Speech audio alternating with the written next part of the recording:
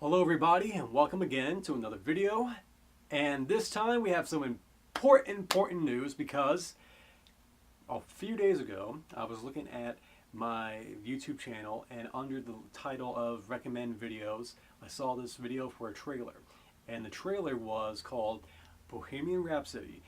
And Lord and behold, this happens to be a trailer to a biopic film to Queen. And for those who don't know, and especially because I got this thing right here, yes, I am a Queen fan. For those who don't know, I've been a Queen fan ever since my high school days.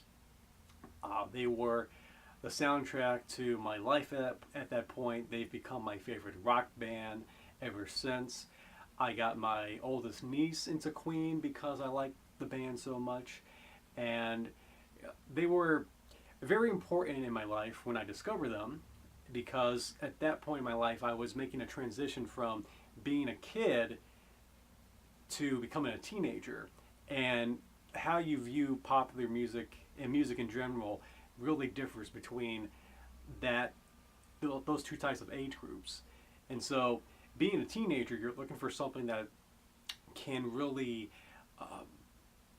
make your personality, the person that you are, be a little bit more defined. And usually music does that. And for me, Queen did that. And so a lot of the things that Queen represented was something that I liked, and are some of the things that speak to me as a person. And so to first of all, to hear the fact that there's a movie coming out is so mind-blowing, because for those who are Queen fans out there, and also for those who are not fans, for a long time there has been news that some kind of film about the life of Queen would be made at some point. And I think this goes all the way back to the late 2000s, if I'm not mistaken. And for those who don't know, Sacha Baron Cohen was going to play Freddie Mercury. That was like the first piece of big news that we heard. And then because of creative differences with him and Brian May and Roger Taylor, he dropped out, and apparently some other people came aboard the project and then dropped out. And now we have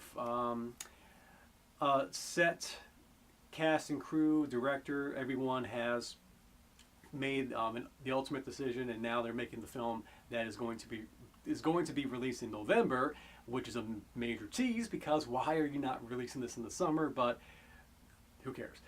So now we have someone. Okay, well, let's address something that's really important here, and that is, will this be a hit or will this be a miss? And that is very important to a project like this, and I will tell you why. Now, when you're doing a biopic film on a musical artist, it's very important for someone to understand, where does the heart of the drama lie in the story that you are telling. Now, for the most part, when it comes to films about famous artists, most of them have been hit or miss. And I know two films that come to mind when I think about great biopic films on musical personalities.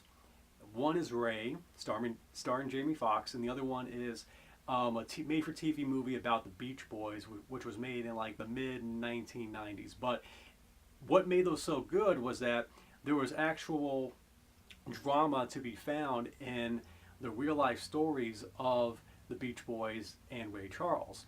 And so, in this case, how anyone who has to direct something like this is going to have a major challenge on their hands, because for you to make the story of Queen, where do you start? First off, there's some major roadblocks in the way that which are a few obstacles that come to mind. One is, when you make a movie about Queen, one, how do you make sure this is not a movie about Freddie Mercury and then we forget about everyone else?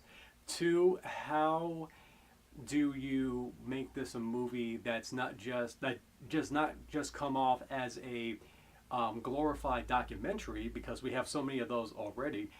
And three, how do you include all the other members of Queen and make them just as important as, as a whole. So those are some major challenges. And second, how do you find the drama that will make us invested and actually like the actual film?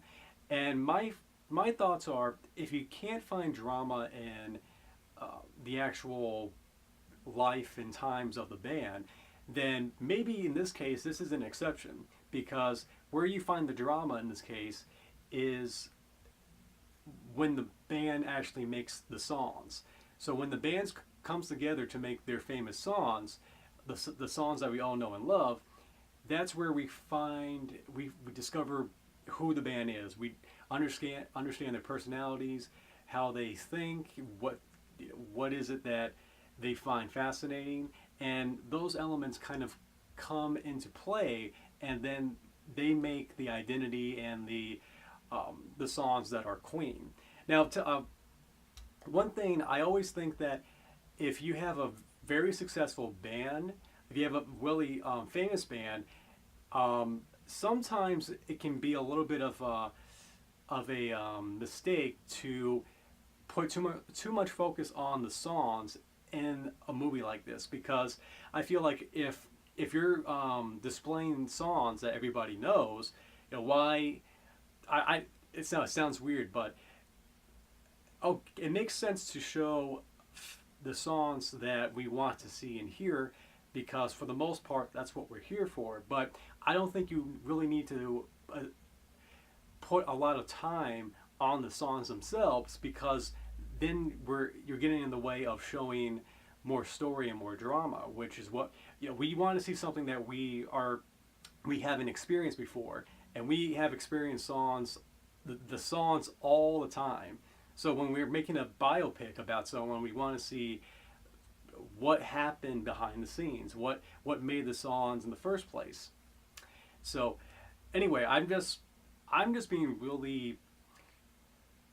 being very optimistic, because this is Queen here, and how often do we see Queen be the talk of discussion in any way? Because it seems like you always hear about someone like the Beatles or somebody else like that, but rarely does Queen ever become the center of attention when it comes to any kind of medium, really. And so I think it's going to be a real challenge. I've always thought it would be a major challenge to make a project like this, because for the director, for the people making this, the only way you can succeed and make sure that we will experience a movie about Queen and discover who they are and be invested and discover something that we haven't experienced before, you have to be a scholar of the Queen universe, understand everything that has happened with this band, know every small detail about every single person, every event, everything that's ever happened. In fact, you should go ahead and pick up a copy of this, which is Queen, the ultimate illustration history of the Crown Kings of Rock. And if you're a Queen fan, you haven't read this, or actually no, if you're a Queen fan, you should definitely pick this up, because this is basically a biography in print about the band. And not only does it give you the full story of everything that has happened with Queen, but it also gives you, what's this on? Oh, isn't that nice? Look, it's back when they made the jazz album. And here's a nice thing about this book here, is that it's also a great display of illustrations of different things, like concert photos, also backstage passes, and basically Queen rarities of different items that I'm sure you probably knew about but you never saw. But this book basically shows you every little piece of Queen memorabilia that ever existed. So definitely pick this up if you're a fan and you haven't seen this yet or read it yet, or the above. Actually, here, let me put this in here because it's not so nice. Okay, so for me, I'm very optimistic about this, but I'm also a little bit concerned, because like I said, if you are not fully aware of the history of this band and you go in making a project like this and you don't know what makes the magic and the drama and the overall story work, then it's not going to be really, it's not going to be worth it. So I have high hopes that this is going to be great, because then we as fans have something to celebrate. And I'm sure that if it's a great film, then the theater experience is going to be even more greater, because when you have a really great movie, then people will get into the film and start going crazy and all this stuff and hooting and hollering and probably doing air guitars in the theater and jumping on seats, and everyone's going to sing the Bohemian Rhapsody when it comes on, and yeah, things like that will happen if things are good. And I think another thing to address is that there's been talk about the way that this movie is going to be presented, and that it, from what I've read, it's the reason why Sacha Baron Cohen wanted to, well, the reason why he dropped out of the film when he was approached is he wanted to be a lot more, he wanted to get more in depth about Freddie Mercury and his wild stories, which I'm sure everyone knows about. Basically, he lived that rock and roll lifestyle to a tilt, and then some. Crazy stories, really not androgynous. What am I saying here? Anyway, so there's been this clashing of how to present this film, and according to Brian May, he wanted to make a PG version of the film and not to really focus on the crazy, scandalous elements of the band, and specifically Freddie Mercury. And yet some people are saying, well, I don't think that's really being honest, because if you're going to throw that away, well, are you going to throw out his bisexual aspects and the fact that he was this flamboyant guy, and are you going to whitewash him or whatever? And then you also see people, some people have been watching the trailer and given their reactions to the trailer. And I have to say, I think the trailer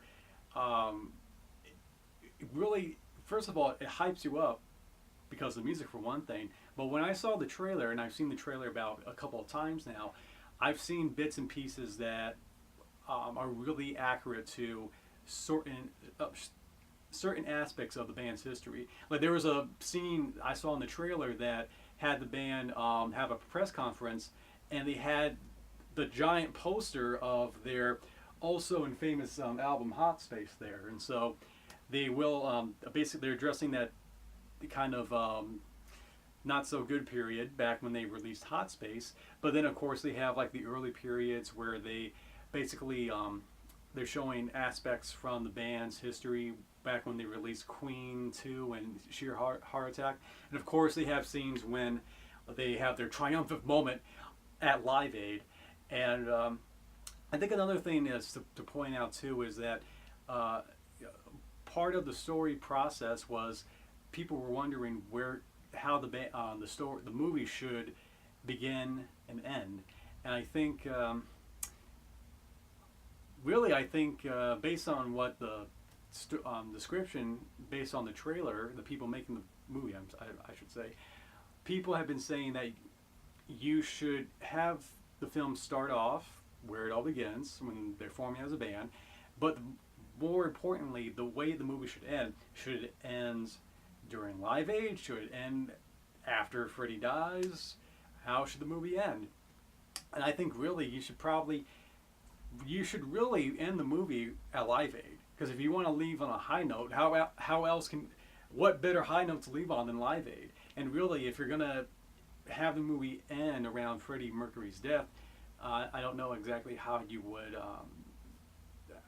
do that. How would you make?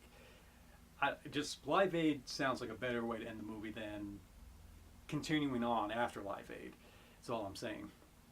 And also going back to the thing about Freddie Mercury and the craziness and making the movie PG, I think it's a better move to make the movie that way and to leave out the wild, crazy um, craziness of Freddie Mercury's crazy life, because even as a fan, I'm aware of things like that. I'm aware of those crazy, wild stories, but I don't.